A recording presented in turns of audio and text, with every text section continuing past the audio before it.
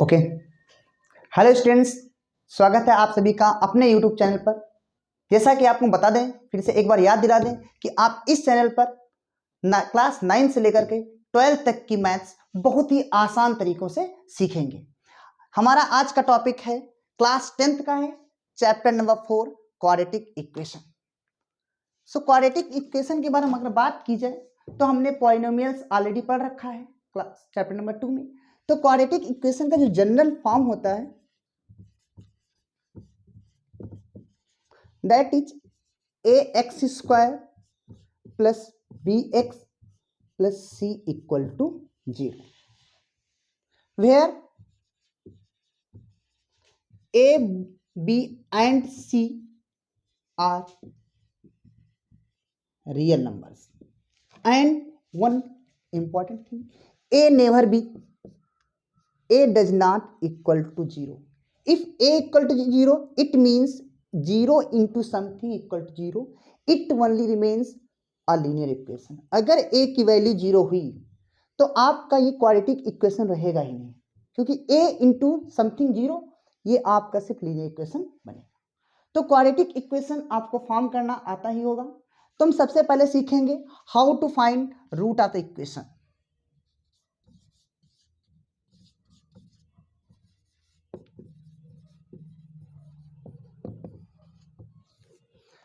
पहला मेथड है आपका बाय फैक्टराइजेशन।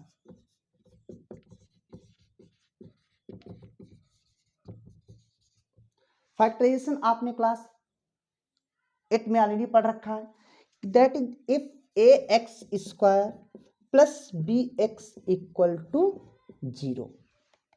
तो हम क्या करेंगे, सबसे पहले आपको देखना कि ये a b c कोफिशिएंट है। a हमको a इंटू सी का प्रोडक्ट करिए, यानी a into c equal to a c. इस ए सी को हम b को दो नंबर्स में तोड़ेंगे, एक b1 दूसरा b2।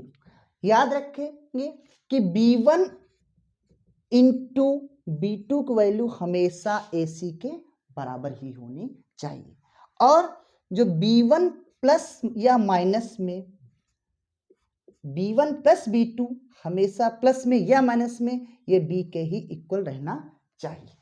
जैसे एक एग्जांपल ले लेते हैं, जैसे हमने एक एग्जांपल ले लिया 2x square plus 7x plus 6 equal to 0। ये एक एग्जांपल है 2x स्क्वायर प्लस का 7x प्लस का 6। तो हमने कहा यहाँ a इक्वल टू 2 है, b इक्वल टू 7 है और c इक्वल टू 6। अगर a और c का मल्टीप्लिकेशन कराया जाए ये आता आपका 12। अब आपको 12 इस b के नंबर्स को ऐसे तोड़िए कि इनका प्रोडक्ट कितना होना चाहिए 12, और इनका प्लस और माइनस यानी एडिशन और सब्ट्रैक्शन 7 के इक्वल ही होना चाहिए। तो हमने कहा अगर नॉर्मल सा तरीका बताया जाए तो आप क्या करिए, इनका फैक्टराइजेशन कर लीजिए। 2 6 जा 12, 2 3 एंड 3 1 जा 3, यानी 2 2 जा 4 3, 2 पेयर्स में बन गया 4 एंड 3। तो हमने कहा इसको मैं लिख सकता हूँ 2x स्क्वायर प्लस का 4x प्लस का 3x प्लस का 6 इक्वल टू 0। यहां आप देख सकते हैं 2 इंटू 6 12, 4 3 जा 12 and 4 plus 3 equal to the 7। Now we can take the common 2x square 4x में से 2x मिल जाएगा, ये आपका बचेगा x, ये और बचेगा 2। फिर यहां से देखेंगे 3 2 जा 6 यानी 3 कॉमन हो जाएगा, x प्लस का 2 that is equal to the 0। अब आप देख सकते हैं कि x प्लस 2 यहां भी मिल रहा है हमको और x प्लस 2 यहां भी मिल रहा है। हमने कहा x प्लस 2 कॉमन ले लीजिए, ये बचा 2x प्लस 3 इक्वल टू 0। ये हमारे फैक्टराइजेशन हो गए। अब हमको वैल्यू निकालनी, we have to find the value of x।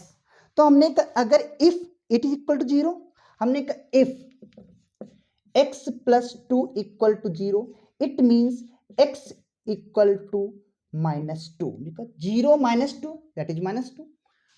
But if this is not equal to 0, then it may be 2x plus 3 equal to 0. हमने कहा 2x plus 3 equal to 0. It means 2x equal to minus का 3, x equal to the minus 3 by 2. Here x equal to minus 2 and minus 3 by 2. These are the two solutions of x. If you want to verify it, put the value of x in this, you will get the verification.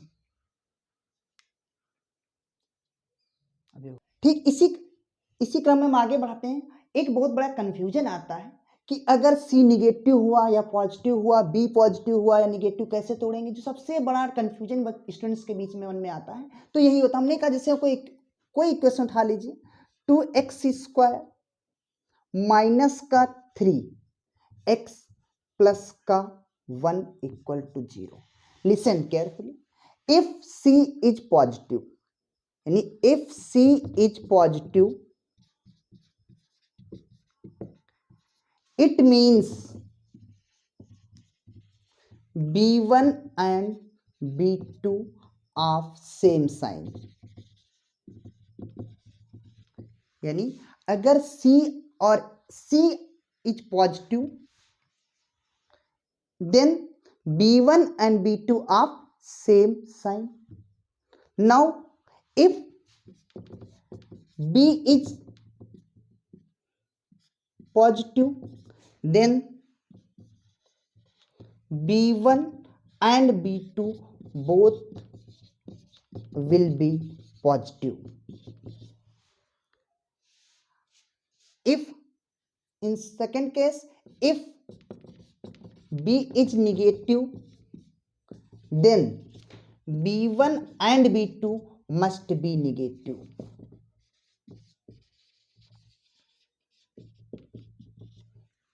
For example 2x square minus 3 plus का 1. हमने कहा 2 1 जा 2, 2 1 जा 2, यानी 2 को हमको ऐसे break करना है, 2 पार्ट में स्प्लिट करना है कि वो -3 के इक्वल है. तो हमने कहा देखिए 2x स्क्वायर माइनस का सेम पॉजिटिव, यानी b1 हमेशा b1 और b2 सेम साइन का रहेगा. हमने कहा b कैसा है, b is negative. It means b1 and b2 must be negative. हमने कहा माइनस का 2x and माइनस का 1x इक्वल प्लस का 1 इक्वल टू 0. देखिए 2 1 जा 2, माइनस माइनस प्लस का 2, 2 माइनस का 2 माइनस का 1 यानी माइनस का 3. हमने कहा यहाँ से 2 आप कॉमन ले लीजिए, तो ये हो जाएगा आपका 2x बचेगा माइनस का 1. यहां से आप अगर एक देखा जाए, बहुत ही छोटा सा ट्रिक है, अगर आप यहां पर x माइनस 1 ऑलरेडी लिख लीजिए.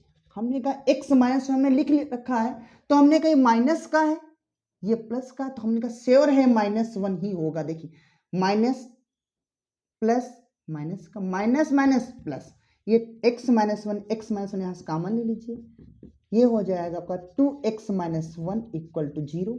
हमने कहा x equal to 1 comma 1/2.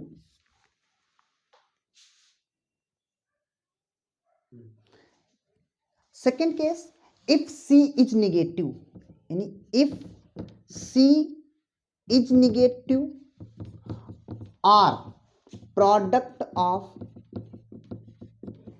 AC, A and C is negative, यानी अगर product of A and C is negative, it means then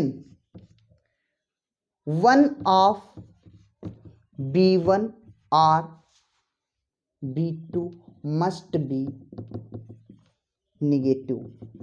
यानी हमने कहा इफ C इज नेगेटिव, यानी C और product of A C negative, यानी A और C का प्रोडक्ट नेगेटिव आ रहा है, तो इसका मतलब है कि जो इस B को आप ब्रेक करेंगे, स्प्लिट कर देंगे 2 नंबर्स में, तो श्योर है उनमें से B1 और B2 2 नंबर्स, उनमें से एक हर हालत में नेगेटिव ही होगा, क्योंकि नेगेटिव एक पॉजिटिव, एक नेगेटिव होगा, एक पॉजिटिव होगा तभी तो उनका प्रोडक्ट नेगेटिव होता है। या इसी को शॉर्ट में कह सकते हैं both B1 and B2 of different sign, different sign, दोनों का साइन कैसा होगा, डिफरेंट होना चाहिए।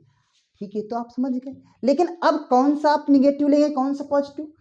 अगर बी जो माइनस का साइन है तो जो लार्जर नंबर होगा वो माइनस होगा। अगर यहाँ पर पॉजिटिव साइन है तो पॉजिटिव वाला जो बड़ा नंबर होगा वो हमेशा पॉजिटिव ही लिया जाएगा। यानी जो साइन दिया गया है वही साइन आपको लार्जर नंबर में लेना है। जैसे हमने कहा 3x² माइनस का 2x माइनस का 5 इक्वल टू 0। हमने कहा 5 3 जा 15, यानी 15 को मैं लिख सकता हूँ 3 इंटू 5, यानी और 5 में से 3 अगर सेपरेट करेंगे 2 आएगा। तो हमने अब कंफ्यूजन किया कि बड़ा 5 माइनस का 5 लिया जाए माइनस का 3, तो हमने कहा इसके पास गए, ये का माइनस का 2 है, it means larger number must be the 5। हमने कहा 3x² माइनस का 5x प्लस का 3x minus 5 equal to 0। You can check, -5 + 3 यानी माइनस का 2 बचेगा। हमने कहा यहाँ से आप देखो x कॉमन मिल रहा है, सिर्फ हमने x कॉमन ले लिया, ये 3x माइनस 5 हुआ। हमको पता है ये तो हमको लिखना ही लिखना है, 3x माइनस 5 इक्वल टू 0। यहाँ से 1 आप कॉमन ले लीजिए, क्योंकि 1 एक नंबर ऐसा है चाहे जहाँ से हम कॉमन उठा लें कोई दिक्कत नहीं होती है। हमने कहा ये बचा 3x माइनस 5 और x प्लस 1 इक्वल टू 0। यहाँ से फिर से आप ये 0 करेंगे तो यहाँ से x इक्वल टू 5/3, अगर ये 0 करेंगे तो ये आ जाएगा x इक्वल टू माइनस का 1। यानी सोल्यूशन जो आपके आए वो x equal to 5/3 and minus का 1।